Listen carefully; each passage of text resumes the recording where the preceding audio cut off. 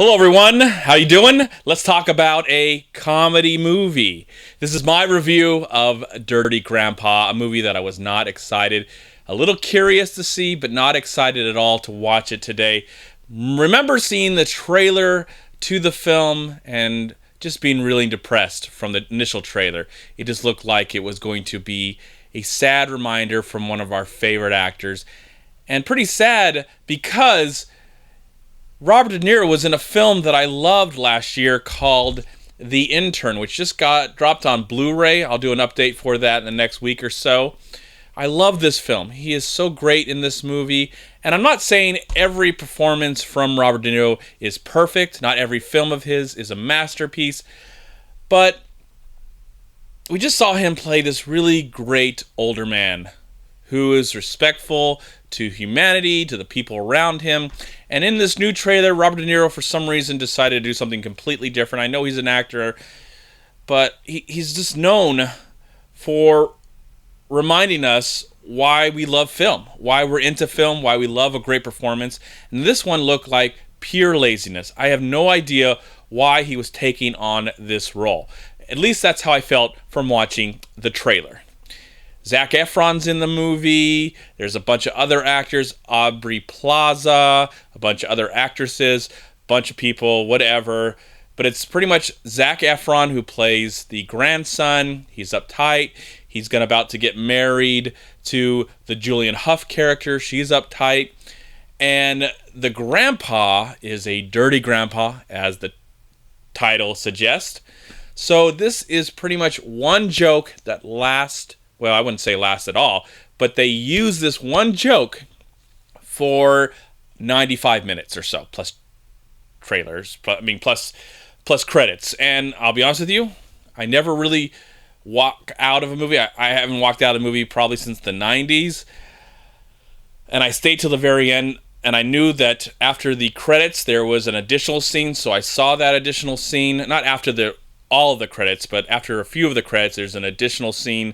So I stayed for the whole thing. That's my point. And now I've seen the film. Is it as terrible as the trailer suggests? It's a lot worse than that. We are just 3 weeks into the month of January, into the year of 2016, and I swear that I've seen the worst movie of the year. I don't know how more awful can it get. We still have 11 more months of movies, and maybe it'll be awful or more awful than this terrible piece of garbage. This is wretched crap, everyone. It's awful. As I said before, I've used that word too many times, so let's try and find another word. It's atrocious. It's offensive. It's homophobic at times. It's racist at times. And it tries to infuse comedy through those things so it can hopefully get away with that. You know, some movies do a lot of offensive things, but the comedy's there, so you laugh at it. You're like, oh my gosh, that's so wrong, but it's funny, so they can get away with it. But in this position, when all these things happen, it's just awkward as hell. And the sad thing about it is coming from the mouth of Robert De Niro. And again, I'm not saying that every role that he's ever done in his career is perfection. That's, he's made some mistakes, and that's fine. But his triumphs are more exciting than the mistakes that he's made. We talk about his triumphs. He's won Oscars. He's been in great roles. He's played all kinds of characters, comedies and dramas. So we don't expect that from Robert De Niro. We do expect that from Zac Efron. He's got a great voice. He has a chance to sing in the movie. He's got a great body. There's no doubt about that. But I just don't think he's that talented as an actor.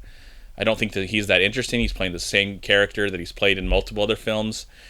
And he's just a pretty face. And of course, Hollywood loves that. We all want to see beautiful things on the screen, kind of remind us, or I'm saying take us away from our own reality.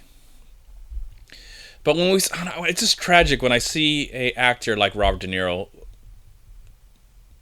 Maybe if he I would have been more forgiven if he would have done this like maybe 30, 40 years ago and kind of got it out of the way. We forgot about it. Maybe there is a film out there that he did 30 or 40 years ago that we forgot about it. It was so terrible.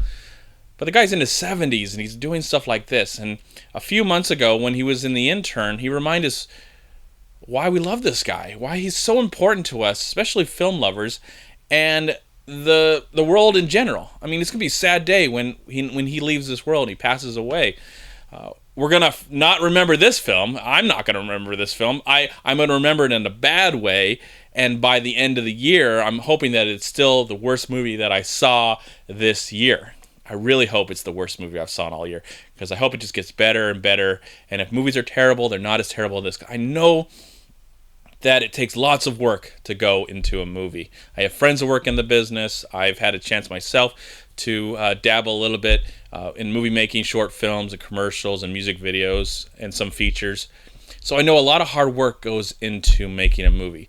And if a movie like this got straight to video or straight to Netflix, I just wouldn't care. It wouldn't be. But this movie actually got a wide release from a major studio.